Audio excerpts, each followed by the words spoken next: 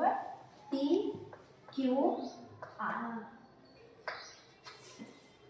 हा, ह्या दोन किरण आहेत, दोन किरणांमुळे तयार झालेला आहे. कोणत्या कोणत्या? एक QP आणि QR. आता समजा हा किरण आपण तसाच ठेवू QP आणि इथून अजून एक कोन काढू.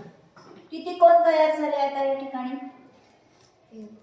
एक आणि दोन. हा, तसा पाहिला तर याला समजा आपण नाव देऊ MQR, MQP, PQR असे एकूण 3 कोन तयार झाले. पण तुम्हाला हे समोर समोर एकाल हा QP हा दोन्हीचा कसा आहे? कॉमन आहे, सामायिक आहे. या दोन अँगल्स मध्ये MQP आणि PQR आपण लिहू इथे. अँगल MPQ आणि अँगल PQR. कोणती सामायिक आहे याच्यात? सेगमेंट QP कसा आहे? सामायिक आहे. सेगमेंट म्हणा किंवा रे म्हणू आपण. रे आहे ना तो. रे म्हणजे दोन अँगल मध्ये एक रे कसा आहे? किरण कसा आहे? सामायिक आहे. असे दोन अँगल तयार झाले इथे. हे दोन अँगल कसे म्हणू आपण? अगदी लागून आहेत एकमेकांना, म्हणून याला म्हणू आपण लगतचे कोन किंवा संलग्न कोन. काय म्हणू? लगतचे कोन किंवा संलग्न कोन. ह्यालाच इंग्लिश मध्ये म्हणतात ऍडजेसंट अँगल. काय म्हणतात इंग्लिश मध्ये? Adjacent angles. काय म्हणतात आता? ऍडजेसंट अँगल म्हणजे समजलं काय? ज्या दोन अँगल्सची एक किरण कसा असतो किंवा एक बाजू कशी असते? सामायिक असते. ठीक आहे. आता तुम्ही ह्याला ऍडजेसंट अँगल म्हणाल का? ह्याला ऍडजेसंट अँगल आपण म्हणू शकत नाही, कारण ह्याच्या दोन्ही बाजू म्हणजे दोन्ही कोण भिन्न भिन्न आहेत. एकही यांची बाजू सामायिक नाही. ठीक आहे. असे जे दोन कोन असतील ज्यांची एक बाजू किंवा एक किरण कशी असते? सामायिक असते किंवा कॉमन असते. ठीक आहे. अशा कोनांना काय म्हणायचं? लागून आहेत ते कोन म्हणून लगतचे कोन किंवा संलग्न कोन. ठीक आहे. आता समजा हा एक, आता कोणता अँगल म्हणतो रे याला आपण? कोणता अँगल म्हणणार याला? Straight angle. किती अंशाचा असतो? 180चा असतो. समजा ह्याच्यापासून आपण एखादी दुसरा रे काढणार, किरण काढणार. किती अँगल तयार झाले इथे? किती अँगल तयार झाले? 2 अँगल तयार झाले ना परत. हा एक अँगल, हा एक अँगल. समजा याला म्हणू आपण ABC आणि याला नाव देऊ D. कोणते कोणते अँगल तयार झाले? अँगल ABD आणि अँगल DBC. ठीक आहे.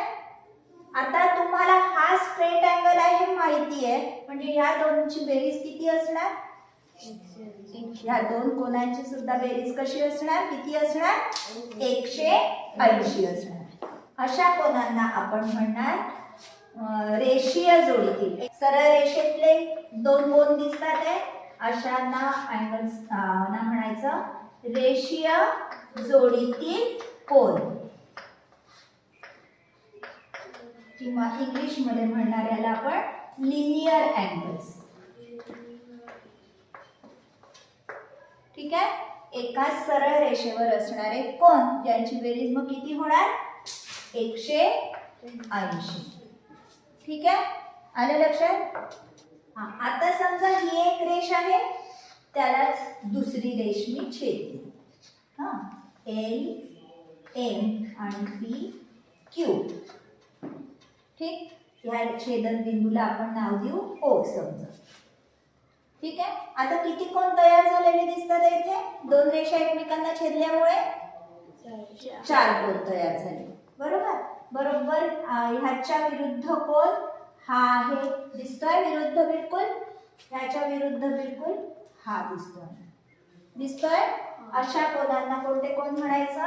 विरुद्ध कोन. एकमेकांचे विरुद्ध कोन. किंवा इंग्लिशमध्ये त्यालाच म्हणणार ऑपोजिट अँगल्स. ठीक आहे. रेषीय जोडीतील कोन काय असतात? एकमेकांची त्यांची बेरीज किती असते? दोन कोनांची 180. हा, लिनियर अँगल्सची. पण ऑपोजिट अँगल्स मध्ये जर POL हा ह्याचा ऑपोजिट अँगल कोणता आहे? MOQ. या दोन्हीचं माप कसं असतं? सारखं असतं. इथे आपण लिहू मेजर अँगल POL बरोबर अँगल मेजर अँगल MOQ. ठीक आहे. दुसरा कोणता अपोजिट कोन आहे? LOQ किंवा हा घेऊ आधी M मेजर अँगल POM बरोबर याचा अपोजिट अँगल कोणता आहे? Angle LOQ. Angle LOQ.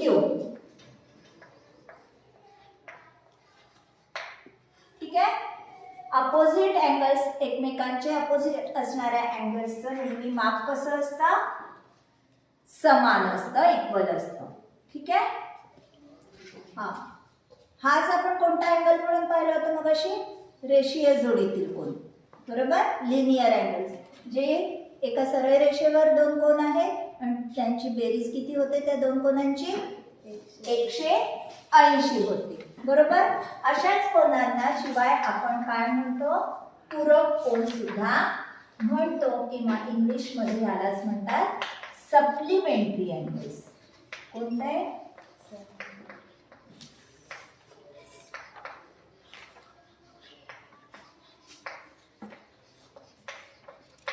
बघू. आता इथे तर सामायिक आहे बाजू. आहे सामायिक? इथे सामायिक बाजू आहे का? नाही. पण हे दोन कोन दिसतायत. या दोन कोनांचं ही बेरीज किती होताना दिसतीये तुम्हाला? हा 60चा आहे लघुकोन. हा विशाल कोन कितीचा आहे? इथे 120. बेरीज किती आली पाहिजे? दोन कोनांची स्ट्रेट अँगल म्हणजे 180. ठीक आहे. इथे सामायिक आहे, इथे सामायिक नाही आहे. वेगवेगळे दिसतायत दोन कोन. ठीक आहे. पण दोन्हीची बेरीज किती येते यांना दिसतीये? इथे 60 आहे, इथे 120 आहे. किती येताना दिसतीये? 180 येते आहे. ज्याही दोन कोनांची बेरीज रेषीय जोडीतील असतील किंवा नसतील याला आपण रेषीय जोडीतील पण म्हणणार. याला रेषीय जोडीतील म्हणणार नाही. याला फक्त काय म्हणणार? पूरक कोन म्हणणार. ठीक आहे. कशाला म्हणणार पूरक कोन? ज्या दोन कोनांची बेरीज किती येते? 180 येते. अशा दोन कोनांना कसे कोन म्हणायचं? पूरक कोन किंवा इंग्लिश मध्ये सप्लिमेंटरी अँगल्स. म्हणजे हे रेषीय जोडीतील पण आहे आणि हे पूरक कोन सुद्धा आहेत. पण हे फक्त काय आहे? पूरक कोन आहे. ठीक आहे. अशी येते ते मग तुम्हाला कुठेही देऊ दे. इकडे असे देऊ दे किंवा असे देऊ दे किंवा इकडे देऊ दे. हा इकडे. ठीक. त्यांची जर बेरीज 180 येत असेल तर अशा कोनांच्या जोडीला कोणता कोन म्हणायचा? पूरक कोन. ठीक आहे. आता बघू. हा समजा आपला राईट अँगल आहे. आहे राईट अँगल? किती अंशाचा कोन आहे हा? 90 अंशाचा. याला समजा नाव देऊ PQ. याच्यातून समजा आपण एखादा रे काढला. किती अँगल तयार झाले इथे? परत दोन अँगल तयार झाले. इथे समजा आपण M देऊ. Angle PQM. काय? अँगल PQM आणि अँगल MQR. ठीक आहे. आता तुम्ही सांगा या दोन अँगलची बेरीज किती असेल मग? हा जर राईट अँगल आहे आणि त्याच्यामध्येच आपण जर काढलेला आहे दुसरं म्हणजे एक रेषा काढून त्याचेच दोन अँगल तयार केले आहे तर या दोनची बेरीज किती होईल? 90 अंश. बरोबर. अशा कोनांना म्हणायचं ओटी कोन किंवा कॉम्प्लिमेंटरी अँगल्स. काय म्हणायचं? Complementary angles.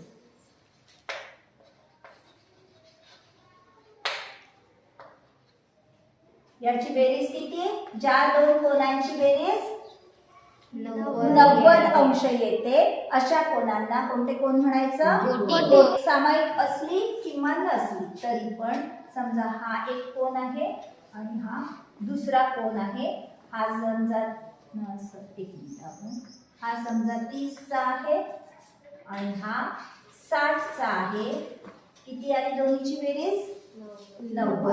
म्हणजे हे दोन कोन सुद्धा कसे झाले? कोटी कोन झाले. म्हणजे सामायिक असलीच पाहिजे असं नाही. जेही दोन कोन आहेत आणि ज्याही दोन कोनांची बेरीज जर 90 अंश येत असेल तर ते कसे कोन एकमेकांचे? कोटी कोन. ठीक आहे. आता समजा 90 अंशाचा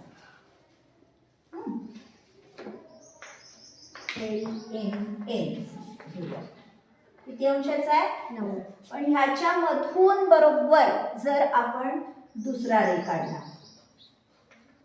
म्हणजे किती अंशाचा? मधोमध करायचा आहे. म्हणजे 60 आहे तर मधोमध असेल तर किती अंशाचा होईल? 30 अंशाचे. ह्या जर रेषेमुळे हा जो आपण किरण काढला आहे एम पासून तो त्या जर किरणामुळे ह्याचे समान दोन भाग होत असतील. ह्या कोणाचे? समान दोन भाग. म्हणजे हा जर पूर्ण 60 चा असेल तर हे कितीचे होतील? 30 अंशाचे होतील. तर ह्या रेषेला तुम्ही काय म्हणाल किंवा या किरणाला तुम्ही काय म्हणाल? कोन दुभाजक. कारण ह्या किरणाने काय केलं? या कोनाचे समान दोन भाग केले. बरोबर. हा जो आपण याला समजा नाव देऊ पी.